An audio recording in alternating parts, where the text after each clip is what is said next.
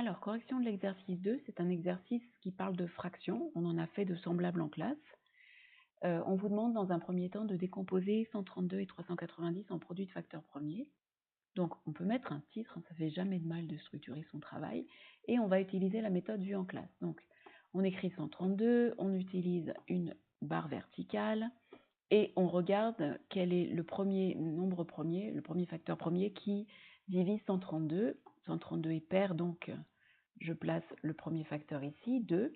La moitié de 132, c'est 66. 66 est pair, donc je peux à nouveau utiliser un facteur premier égal à 2.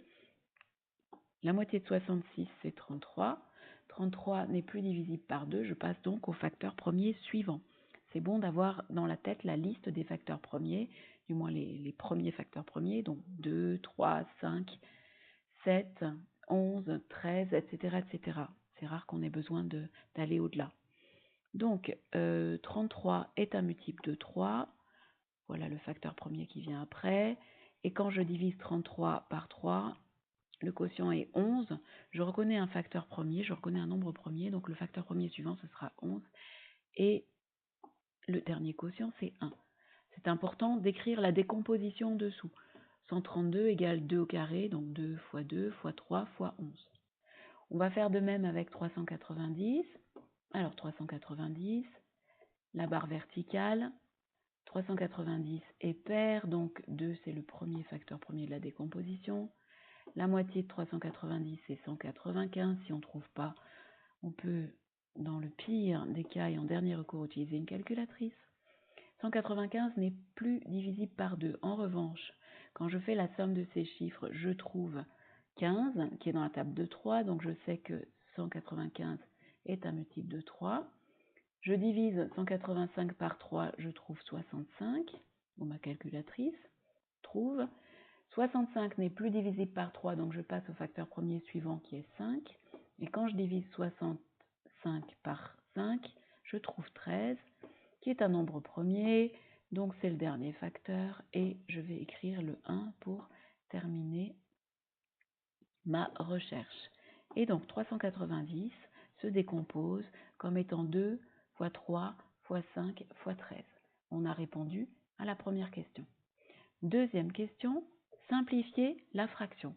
Évidemment, on va utiliser la décomposition qui a été faite au préalable. Alors, la fraction qu'on nous donne au départ, c'est 390 sur 132. Elle est là. Et je vais remplacer chacun de ces nombres par leur décomposition en facteur premier. Donc, au numérateur, on aura 2 au carré. Ah non, ça c'est le dénominateur, c'est 132. 2 au carré fois 3 fois 7. Et au numérateur, on aura donc 2 fois 3 fois 5 fois 13. Comment ça se passe ensuite? C'est très simple, il suffit de simplifier. Alors, pour simplifier par 3, c'est assez évident, hein, on voit un 3 au numérateur, un 3 au dénominateur, donc on peut simplifier ces deux facteurs.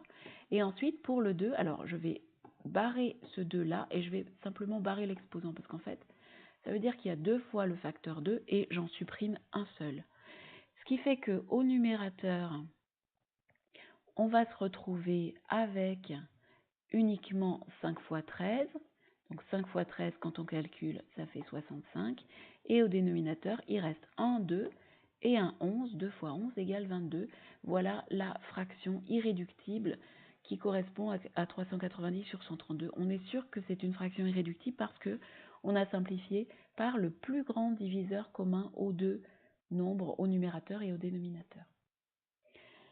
Ensuite, on nous demandait d'utiliser les décompositions de la question 1 pour trouver le plus petit dénominateur commun et calculer une fraction qui est la somme de deux autres fractions. Donc pour calculer la somme de deux fractions, on sait qu'on doit chercher un dénominateur commun et on a vu en classe qu'il fallait chercher le plus petit nombre qui soit à la fois dans la table des deux dénominateurs. Donc je prends ma décomposition de 132, je prends ma décomposition de 390 et en fait, on cherche le meilleur dénominateur commun et c'est le plus petit nombre qui soit un multiple des deux dénominateurs. Donc ça veut dire que je cherche le plus petit multiple commun aux deux nombres. Alors je vous rappelle comment on fait. On prend chacun des facteurs avec son exposant maximal. Donc là, regardez, le plus petit multiple commun, il est là. J'ai pris 2 au carré. Je l'ai pris ce 2 au carré. D'accord, il est là. Ensuite, j'ai pris 3. Il est ici. Donc, il est aussi là. En prenant le 2 au carré, j'ai de toute façon pris le 2 qui était devant, qui était dans 390. Ensuite, il faut que je prenne tous les facteurs avec leur exposant maximal. Donc ici, je vais prendre 5. Je vais prendre 11. Voilà. Et je vais prendre 13 ici. Donc là, je suis sûre d'avoir tous les facteurs qui sont à la fois dans les deux dénominateurs et j'ai le plus petit possible parce que j'ai pris le 2 deux fois, je ne l'ai pas pris 3 fois, je l'ai pris 2 fois simplement pour pouvoir avoir un multiple de 132 et un multiple de 390 le plus petit possible. Quand je calcule tout ça, en fait, ça fait 8580. Comment je sais que c'est le plus petit possible? Regardez. En fait, quand j'écris ce nombre-là, je reprends la décomposition, regardez comment ça se passe. Si je prends, alors je vais effacer un petit peu pour que ça soit plus clair.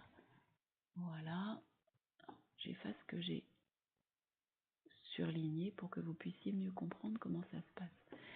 Regardez dans mon plus petit multiple commun, si je prends le 2 au carré, le 3 et le 11, ça fait 132.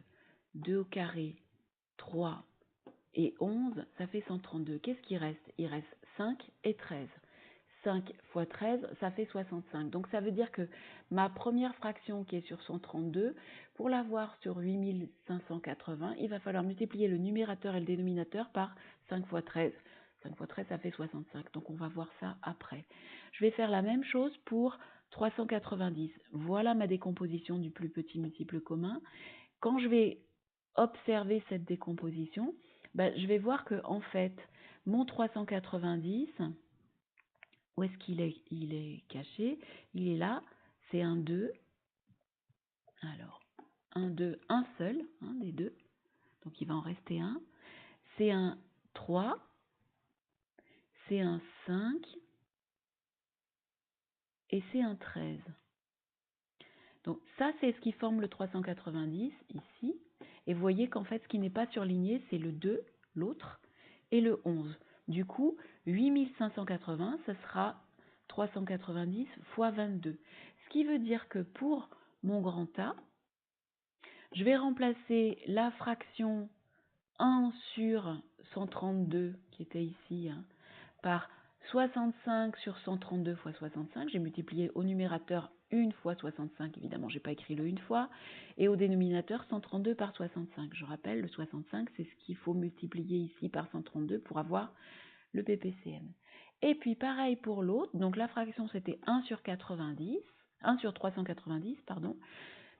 1 fois 22, ça fait 22, et 390 fois 22, on aura bien notre 8580. Résultat, notre A, je le mets à côté parce que sinon vous n'allez plus le voir, 87 sur 8580, et c'est une fraction que l'on peut simplifier, mais déjà si vous arriviez à donner le 87 sur 8580, c'était déjà formidable. On va simplifier cette fraction, on va la diviser numérateur et dénominateur par 3 et on obtiendra, alors c'est pas par 3, c'est par 9, et on obtiendra 23 sur 2860. Voilà, donc c'est un exercice dont on a déjà traité toutes les questions en classe. À vous de reprendre et à vous de faire des pauses pour arriver à comprendre cette vidéo en entier. Voilà.